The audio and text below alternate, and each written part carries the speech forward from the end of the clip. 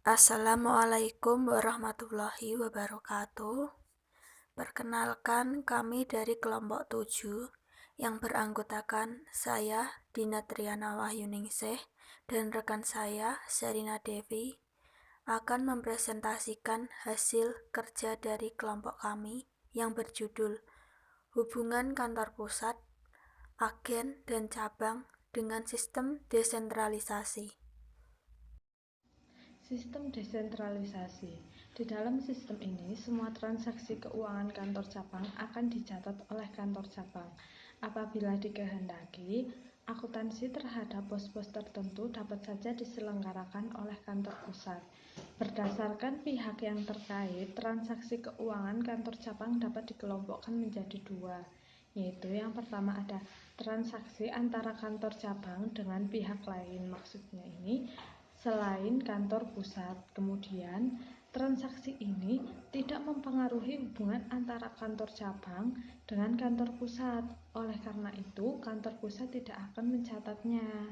Nah, yang kedua ada transaksi antara kantor cabang dengan kantor pusat. Transaksi ini mempengaruhi hubungan antara kantor cabang dengan kantor pusat. Oleh karena itu, akan dicatat baik oleh kantor cabang maupun kantor pusat.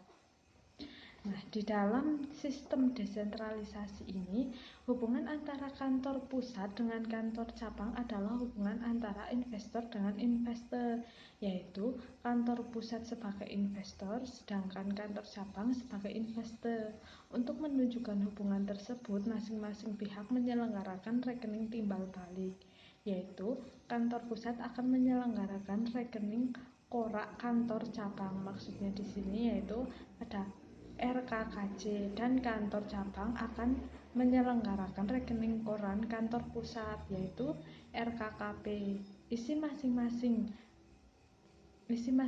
rekening dan hubungan antar kedua rekening timbal balik tersebut adalah yang pertama ada rekening koran KJ. Rekening ini diselenggarakan oleh KB. Saldo rekening ini menunjukkan investasi kantor pusat di kantor cabang atau hak kantor pusat terhadap kantor cabang. Rekening ini didebit apabila kantor pusat bertambah dan dikredit apabila kantor pusat berkurang. Rekening ini selalu bersaldo debit RKKC, termasuk rekening aktiva. Kemudian yang kedua ada rekening koran KP. Rekening ini diselenggarakan oleh kantor cabang. Saldo rekening koran kantor pusat menunjukkan kewajiban kantor cabang kepada pemilik. Rekening koran kantor pusat termasuk kelompok rekening modal. Rekening ini akan dikredit apabila kewajiban kantor cabang kepada kantor pusat bertambah dan akan didebit apabila kewajiban kantor cabang apabila kantor pusat berkurang. Nah, transaksi yang mempengaruhi saldo kedua rekening tersebut dapat dikelompokkan menjadi dua juga, yaitu yang pertama ada transaksi yang berakibat saldo rekening timbal balik bertambah. Maksudnya di sini ada RKKJ didebit, RKKP dikredit. Contoh transaksinya yaitu pengiriman kas atau aktiva selain barang dagang dari KP ke KJ. Kemudian ada pengiriman barang dagangan dari KP ke KJ. Pembebanan biaya oleh KP ke KJ. Perhitungan bunga atas investasi KP di KJ. Pengakuan laba KJ. Penagihan piutang KP oleh KJ.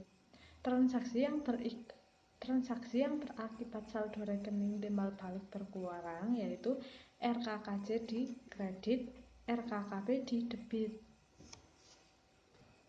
Nah, contoh dari ini rekening yang kedua ini yaitu pengiriman gas atau aktiva selain barang dagangan dari KJ ke KP.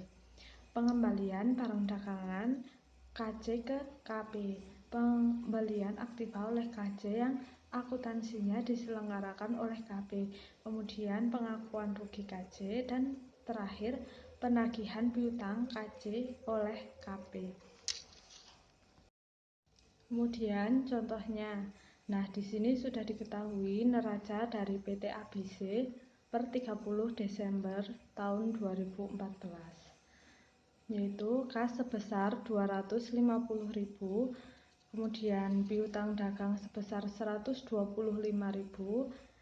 aktiva tetap sebesar 350.000, kemudian total aktiva yaitu ada 1 juta, utang dagang sebesar 100.000, modal saham sebesar 500.000, laba ditahan sebesar 400.000. Nah, total pasifa di sini sebesar 1 juta. Pada awal tahun 2015, perusahaan tersebut membuka sebuah kantor cabang di Semarang. Transaksi kantor pusat dan kantor cabang selama tahun 2015 yaitu yang sebagai berikut. Nah, transaksi yang pertama ada KB mengirim kas sebesar 150.000 untuk pembukaan KC, yaitu rekening KC, ada RKKC di debit, kemudian kas di kredit sebesar 150.000. Kemudian transaksi jurnal di KB yaitu ada kas di debit, kemudian RKKC di kredit sebesar 150.000. Transaksi yang kedua yaitu KC membeli aktiva tetap seharga 100.000 secara tunai. Akuntansi terhadap aktiva tetap KC diselenggarakan oleh KP. Jurnal KC yaitu ATKC sebesar 100.000 di debit, RKKC sebesar 100.000 di kredit. Kemudian jurnal KP, RKKP 100.000 di debit, kas 100.000 di kredit. Pembelian barang dagangan semuanya secara kredit, yaitu ada KP sebesar Rp1.250.000, KC sebesar Rp250.000. Nah, di sini jurnal KC ada pembelian di debit, kemudian UD di kredit sebesar Rp1.250.000, kemudian ada jurnal KP pembelian di debit dan UD di kredit sebesar Rp250.000. Nah, transaksi yang keempat ini pengiriman barang dagangan dari KP ke KC sebesar Rp325.000. Nah, jurnal KC yaitu RKKC di debit, kemudian pengiriman barang ke KC di kredit sebesar Rp325.000. Kemudian jurnal KP yaitu pengiriman barang dari KP di debit, kemudian RKKP di kredit sebesar Rp325.000. Nah, selanjutnya jurnal kelima yaitu penjualan semuanya kredit. Ada KP sebesar Rp1.500.000 dan ada KC sebesar Rp750.000. Nah, jurnal KC yaitu ada PD di debit, kemudian penjualan di kredit sebesar Rp1.500.000. Kemudian ada jurnal KP yaitu PD di debit, kemudian penjualan di kredit sebesar Rp750.000. Nah, di sini ada jurnal nomor 6 yaitu penagihan piutang dagang. Penagihan piutang dagang KP sebesar Rp1.400.000 dan KC Rp600.000. Jurnal KC yaitu kas sebesar Rp1.400.000 di debit, kemudian PD sebesar Rp1.400.000 di kredit. Nah, jurnal KP ada kas di debit, kemudian PD di kredit sebesar Rp600.000. Kemudian transaksi selanjutnya ada pembayaran utang dagang KP sebesar Rp1.200.000 dan KC sebesar Rp120.000. Jurnalnya di KC yaitu ada UD di debit, kemudian kas di kredit sebesar Rp1.200.000, kemudian ada KP yaitu UD di debit dan kas di kredit sebesar Rp120.000.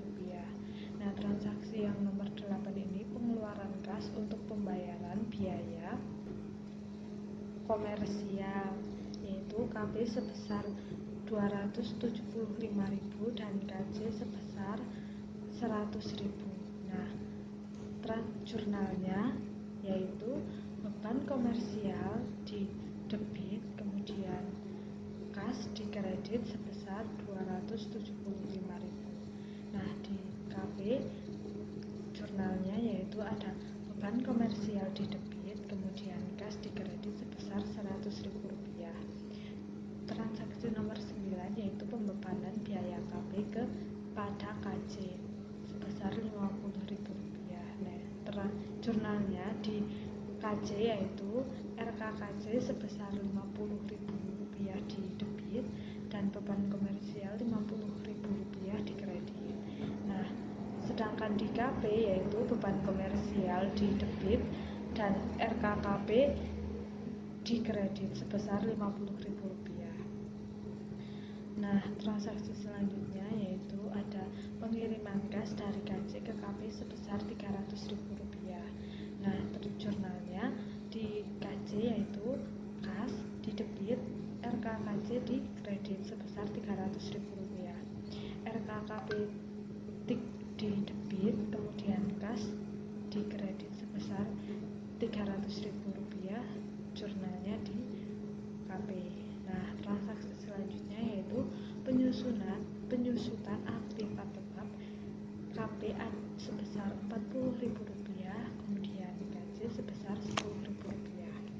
Nah, jurnalnya di KC yaitu RKKC sebesar Rp10.000 di debit, ATKC sebesar Rp10.000 di kredit. Kemudian di KC juga masih ada jurnalnya yaitu beban komersial sebesar Rp40.000 di debit, kemudian AT sebesar Rp40.000 di kredit. Nah, sedangkan di KP jurnalnya yaitu beban komersial sebesar Rp10.000 di debit, kemudian RKKP Rp10.000 di kredit. Nah, transaksi yang terakhir yaitu KB membagi dividen dalam bentuk kas sebesar Rp100.000. Jurnal di KP jurnal di KC yaitu laba ditahan sebesar Rp100.000 di debit, kemudian ada kas Rp100.000 di kredit. Nah, sedangkan untuk jurnal di KP yaitu kosong, maksudnya di sini tidak ada jurnalnya. Nah, di sini juga diketahui neraca saldonya. Nah, rekening di debit yaitu ada kas di KP sebesar Rp225.000, di KC sebesar Rp130.000. Piutang dagang di KP sebesar Rp225.000, kemudian di KC sebesar Rp150.000. Persediaan sebesar Rp275.000 di KP, kemudian aktiva tetap di KP sebesar Rp310.000. Nah, aktiva tetap KC sebesar Rp90.000 di KP. Pengiriman barang dari KP yaitu sebesar Rp325.000, kemudian pemulihan di KP sebesar Rp1.250.000, kemudian di KC sebesar Rp250.000. Kemudian selanjutnya ada biaya komersial yaitu sebesar itu, kemudian di KC yaitu sebesar Rp160.000. Nah, selanjutnya ada KKKC yaitu ada KP sebesar Rp135.000. Nah, jumlah debitnya di sini yaitu ada Rp2.775.000 di KP, sedangkan KC Rp1.015.000. Nah, di sini juga diketahui neraca saldonya. Nah, rekening di debit yaitu ada kas di KP sebesar Rp225.000, di KC sebesar Rp130.000. Piutang dagang di KP sebesar Rp225.000, kemudian di KC sebesar Rp150.000. Persediaan sebesar Rp275.000 di KP, kemudian aktiva tetap di KP sebesar Rp310.000. Nah, aktiva tetap KC sebesar Rp90.000 di KP. Pengiriman barang dari KP yaitu sebesar Rp325.000, kemudian pembelian di KP sebesar 1.250.000, kemudian di KC sebesar 250.000. Kemudian selanjutnya ada biaya komersial yaitu sebesar 1.000, kemudian di KC yaitu sebesar 160.000. Nah, selanjutnya ada KKKC yaitu ada KP sebesar 135.000. Nah, jumlah debitnya di sini yaitu ada 2.775.000 di KP, sedangkan KC 1.015.000. Kemudian di sini yaitu laporan keuangan kantor cabangnya. Pada akhir tahun 2015 diketahui bahwa persediaan akhir adalah KP sebesar Rp200.000 dan KC sebesar Rp200.000. Dari neraca saldo dan persediaan akhir tersebut, kantor cabang dan kantor pusat akan menyusun laporan keuangan sebagai berikut, yaitu penjualan dikredit sebesar Rp750.000, kemudian harga pokok penjualan didebit sebesar Rp250.000, pengiriman dari kantor pusat sebesar Rp325.000 didebit, kemudian barang yang tersedia dijual sebesar Rp575.000 didebit, kemudian persediaan akhir sebesar Rp75.000 didebit, kemudian HPP penjualan, harga pokok penjualan yaitu sebesar Rp500.000 dikredit, kemudian laba kotornya sebesar Rp250.000 dikredit, biaya komersial sebesar Rp160.000 dikredit, kemudian laba bersih sebesar Rp90.000 dikredit. Kemudian jurnal penutupnya yaitu untuk penutup pendapatan penjualan sebesar Rp750.000 didebit, kemudian laba rugi sebesar Rp750.000. Nah, untuk menutup biayanya yaitu ada laba rugi sebesar Rp600.000 didebit, kemudian HPP sebesar Rp500.000 didebit, kemudian biaya komersial sebesar Rp160.000 dikredit. Nah, untuk menutup laba bersih yaitu ada laba bersih sebesar Rp90.000 didebit, kemudian RKKP sebesar Rp90.000 dikredit. Nah, untuk mengakui laba KC tersebut, KP akan mencatat RKKC sebesar Rp90.000 didebit, kemudian laba rugi KC sebesar Rp90.000 dikredit. Nah, untuk neracanya yaitu ada K sebesar Rp130.000, kemudian piutang dagang sebesar Rp150.000, persediaan sebesar Rp75.000, kemudian total aktifanya yaitu ada Rp335.000. Nah, sedangkan utang dagang sebesar Rp130.000, R atau K kantor pusat yaitu sebesar Rp225.000, kemudian total pasifannya di sini sama ada Rp335.000. Nah, kemudian di sini dijelaskan ada laporan laba rugi kantor pusat yaitu penjualan sebesar Rp1.500.000, kemudian HPP-nya di sini kosong, persediaan awal Rp275.000 ditambah pembelian Rp1.250.000, totalnya menjadi Rp1.525.000. Kemudian ada pengiriman ke cabang sebesar Rp325.000, kemudian barang yang tersedia untuk dijual sebesar Rp1.200.000, kemudian ada persediaan akhir Rp200.000. Nah, HPP-nya yaitu di sini ada 1 juta dikredit, laba kotor Rp500.000 dikredit, biaya komersial Rp265.000 dikredit, dan laba bersihnya Rp235.000 dikredit. Selanjutnya untuk neracanya yaitu ada kas sebesar 225.000, piutang dagang 225.000, persediaan 200.000, aktiva tetap 310.000 rupiah, aktiva tetap KJ ada 90.000 rupiah, kemudian RKKJ sebesar 225.000 rupiah. Nah, di sini total aktivanya ada 1.275.000 rupiah. Nah, sedangkan utang dagang sebesar 150.000 rupiah, modal saham ada 500.000 rupiah, kemudian laba ditahan sebesar 625.000 rupiah. Nah, total pasifannya di sini yaitu sebesar 1.275.000.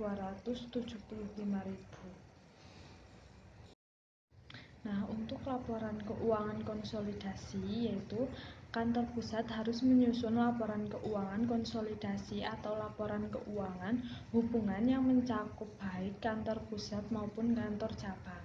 Laporan keuangan konsolidasi dapat disusun dengan menggunakan salah satu dari dua sumber, yaitu yang pertama ada neraca saldo kantor pusat dan kantor cabang. Kemudian yang kedua ada laporan keuangan kantor pusat dan kantor cabang. Prosedur penyusunan laporan keuangan konsolidasi yaitu yang pertama membuat jurnal eliminasi, kemudian yang kedua membuat kertas kerja, kemudian yang ketiga membuat laporan keuangan konsolidasi. Untuk contoh selanjutnya di sini terdapat neraca saldo. Nah, neraca saldo di sini sama seperti apa yang telah saya bacakan tadi di slide 6. Di slide sebelumnya sudah dipaparkan sebuah contoh neraca saldo. Lalu, dari perhitungan fisik persediaan diketahui bahwa besarnya persediaan adalah KP sebesar 200.000 dan KC sebesar 75.000. Lalu diminta untuk A. Buatlah jurnal eliminasi, B. Susunlah kertas kerja, C. Buatlah laporan keuangan konsolidasi. Yang A. Jurnal eliminasi. Untuk eliminasi rekening koran KC dan rekening koran KP, jurnalnya adalah sebagai berikut. Rekening koran KP sebesar 135.000 di debit dan rekening koran KC sebesar 135.000 di kredit. Angka 135.000 didapat dari neraca saldo yang terdapat di slide 10. Selanjutnya, untuk eliminasi pengiriman barang dari KP ke KC, jurnalnya adalah sebagai berikut. Pengiriman barang ke cabang sebesar 325.000 di debit dan pengiriman barang dari pusat sebesar 325.000 di kredit. Angka 325.000 juga didapat dari neraca saldo yang terdapat di slide 10. B. Kertas kerja. Di kolom rekening terdapat nama-nama akun seperti kas sebesar 225.000 di kantor pusat dan 130.000 di kantor cabang. Piutang dagang sebesar 225.000 di kantor pusat dan 150.000 di kantor cabang. Persediaan awal sebesar 275.000 di kantor pusat. Aktiva tetap atau net sebesar 310.000 di kantor pusat. Aktiva tetap KC sebesar 90.000 di kantor pusat. Pembelian sebesar 1.250.000 di kantor pusat dan 250.000 di kantor cabang. Pengiriman barang dari pusat sebesar 325.000 di kantor cabang. Biaya operasi sebesar 265.000 di kantor pusat dan 160.000 di kantor cabang. Rekening kantor KC sebesar 135.000 di kantor pusat, persediaan akhir NR sebesar 200.000 di kantor pusat, dan 75.000 di kantor cabang, sehingga jumlah di kantor pusat sebesar 2.975.000 dan di kantor cabang sebesar 1.090.000. Di kolom jurnal eliminasi, akun yang terdapat yaitu ada pengiriman barang dari pusat sebesar 325.000 di kredit dan rekening kantor KC sebesar 135.000 di kredit. Selanjutnya di kolom laba rugi konsolidasi ada persediaan awal sebesar 275.000 di debit, pembelian sebesar 1.500.000 di debit, dan biaya operasi sebesar 425.000 di debit. Dan yang terakhir yaitu neraca konsolidasi. Akun yang terkait yaitu kas sebesar 355.000 di debit, piutang dagang sebesar 375.000 di debit, aktiva tetap KC sebesar 90.000 di debit, aktiva tetap atau net sebesar 310.000 di debit, dan persediaan akhir NR sebesar 275.000 di debit. Di slide 13 adalah lanjutan kertas kerja yang ada di slide 12. Untuk kolom rekening terdapat akun-akun seperti utang dagang sebesar 150.000 di kantor pusat dan 130.000 di kantor cabang, modal saham sebesar 500.000 di kantor pusat, laba ditahan sebesar 300.000 di kantor pusat, penjualan sebesar 1.500.000 di kantor pusat, dan 750.000 di kantor cabang, pengiriman barang ke cabang sebesar 325.000 di kantor pusat, rekening koran KP sebesar 135.000 di kantor cabang, persediaan akhir laba rugi sebesar 200.000 di kantor pusat dan 75.000 di kantor cabang. Maka totalnya adalah 2.975.000 di kantor pusat dan 1.090.000 di kantor cabang. Hasilnya sama seperti di slide 12. Lalu di kolom jurnal eliminasi terdapat akun pengiriman barang ke cabang sebesar 325.000 di debit dan rekening koran KP sebesar 135.000 di debit. Maka totalnya yaitu debit dan kredit sama sebesar 460.000. Lalu di kolom laba rugi konsolidasi terdapat akun penjualan sebesar 2.250.000 dan persediaan akhir laba rugi sebesar 275.000. Total di debit sebesar 2.200.000, lalu labanya 325.000 sehingga menjadi 2.525.000. Di kredit sebesar 2.525.000. Di kolom neraca konsolidasi terdapat akun seperti utang dagang sebesar 280.000 di kredit, modal saham sebesar 500.000 di kredit, laba ditahan sebesar 300.000 di kredit. Di debit hasilnya sebesar 1.405.000 dan di kredit sebesar 1.080.000 ditambah dengan laba sebesar 325.000, maka didapatkan hasil yang sama yaitu 1.405.000. C. Membuat laporan keuangan konsolidasi. Yang pertama, PT ABC laporan laba rugi konsolidasi tahun 2015.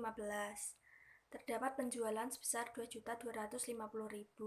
Lalu harga pokok penjualan yang terdiri dari persediaan awal sebesar 275.000 ditambah dengan pembelian sebesar 1.500.000, maka barang yang tersedia untuk dijual sebesar 1.775.000. lalu dikurangi dengan persediaan akhir sebesar 275.000.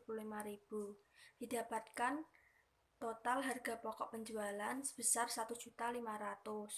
Lalu untuk mendapatkan laba kotor, maka penjualan sebesar 2.250.000 dikurangi dengan HPP sebesar 1.500.000,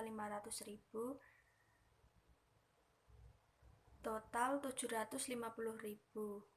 Dikurangi dengan biaya operasi sebesar 450.000, maka didapatkan sebuah laba bersih sebesar 325.000. Selanjutnya ada laporan perubahan laba ditahan konsolidasi. PT ABC laporan perubahan laba ditahan per 31 Desember 2015. Laba ditahan 1 Januari 1992 sebesar 400.000. Laba bersih sebesar 325.000. Dijumlahkan hasilnya menjadi 725.000. Lalu dikurangi dengan pembagian dividen sebesar 100.000, maka didapatkan laba ditahan 31 Desember 1992 sebesar 625.000. Selanjutnya ada neraca. PT ABC neraca konsolidasi per 31 Desember 2015. Dibagi menjadi dua, yaitu akun aktiva dan akun pasiva. Yang aktiva terdiri dari kas sebesar 355.000, piutang dagang atau net sebesar 375.000, persediaan sebesar 275.000, aktiva tetap atau net sebesar 400.000, maka total aktiva sebesar 1.405.000. Untuk yang pasiva ada utang dagang sebesar 280.000, modal saham sebesar 500.000, laba ditahan sebesar 625.000, maka total pasiva sebesar 1.405.000.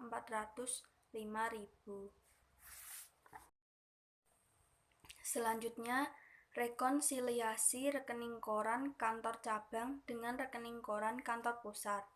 Di dalam sistem desentralisasi, semua transaksi yang menyangkut hubungan antara kantor pusat dan kantor cabang akan dicatat oleh kantor pusat dan kantor cabang dengan jumlah yang sama, akan tetapi dengan debit dan kredit yang berlawanan.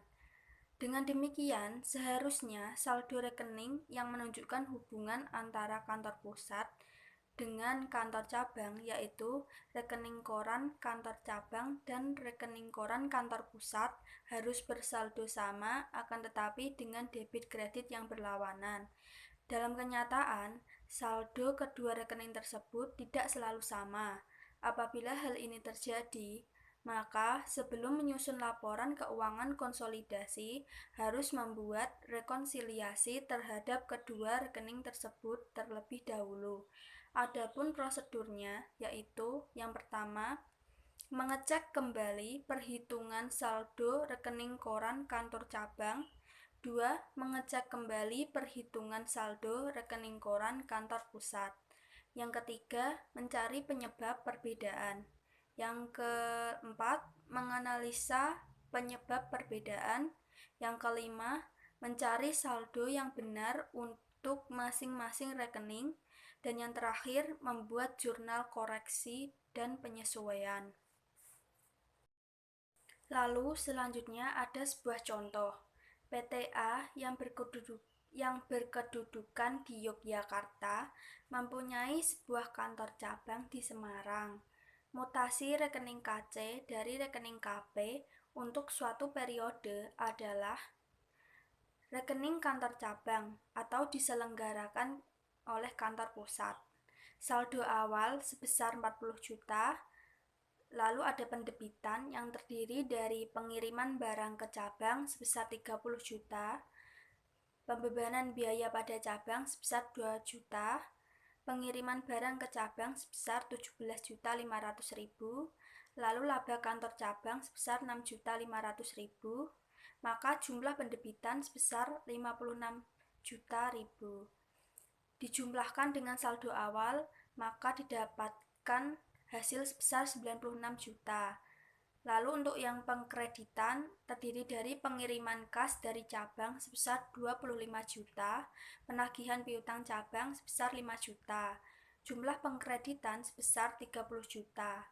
Maka saldo akhir rekening koran KC sebesar 66 juta. Selanjutnya untuk rekening kantor pusat atau diselenggarakan oleh kantor cabang. Saldo awal sebesar 40 juta, lalu pendebitannya ada pengiriman barang dari pusat sebesar 30 juta, penagihan piutang pusat sebesar 7.500.000, pembebanan biaya kantor pusat sebesar 2 juta, laba sebesar 5.600.000, maka jumlah pendebitan sebesar 45.100.000. Maka total saldo awal ditambah jumlah pendebitan sebesar 85.100.000. Untuk pengkreditan ada pengiriman kas ke pusat sebesar 25 juta dan pengiriman kas ke pusat sebesar 15 juta. Jumlah pengkreditan sebesar 40 juta ribu. Saldo akhir rekening koran KC sebesar 45.100.000. Lalu diminta 1. Carilah penyebab terjadinya perbedaan antara rekening koran KC dengan rekening koran KP. 2. Buatlah rekonsiliasi sehingga diketahui saldo yang benar. 3. Buatlah jurnal yang diperlukan. Yang pertama, penyebab terjadinya perbedaan. Terdapat 3 kolom, yaitu transaksi, pencatatan, yang terdiri dari 2 yaitu rekening cabang atau dicatat KP dan rekening pusat atau dicatat KC.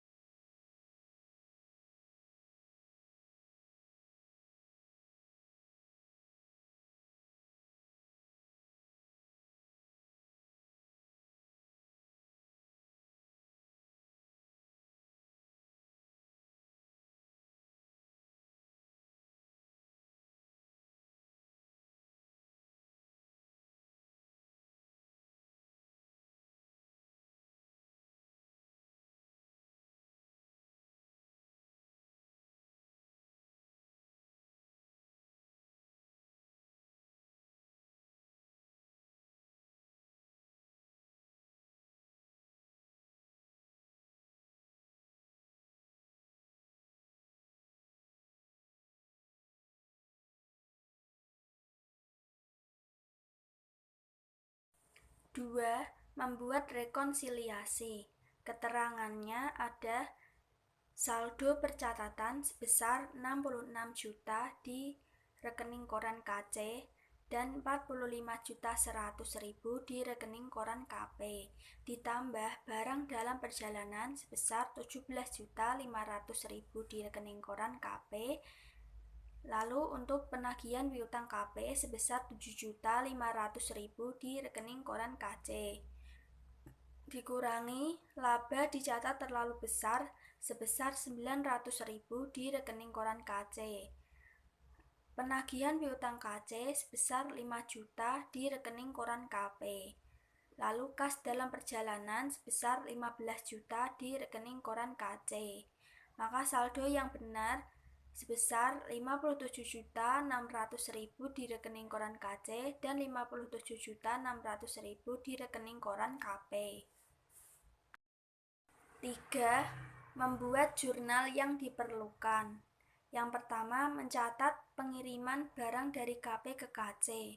Jurnalnya yaitu pengiriman barang dari pusat sebesar 17.500.000 di debit dan rekening koran KP sebesar 17.500.000 di kredit. 2. Mengoreksi laba dari KC. Jurnalnya yaitu laba sebesar 900.000 di debit, rekening koran KC sebesar 900.000 di kredit. Ketiga, mencatat penagihan piutang kantor pusat. Jurnalnya yaitu rekening koran KC sebesar 7.500.000 di debit dan piutang dagang sebesar 7.500.000 di kredit. Keempat, mencatat penagihan piutang kantor cabang. Jurnalnya yaitu rekening koran KP sebesar 5 juta dan 5 juta di debit dan piutang dagang sebesar 5 juta di kredit. Dan yang terakhir, mencatat pengiriman kas ke pusat. Jurnalnya yaitu kas sebesar 15 juta di debit, rekening koran KC sebesar 15 juta di kredit. Sekian presentasi dari kelompok kami. Bila ada kesalahan dalam penyampaian materi yang disengaja maupun tidak disengaja, kami mohon maaf sebesar-besarnya. Terima kasih. Wassalamualaikum warahmatullahi wabarakatuh.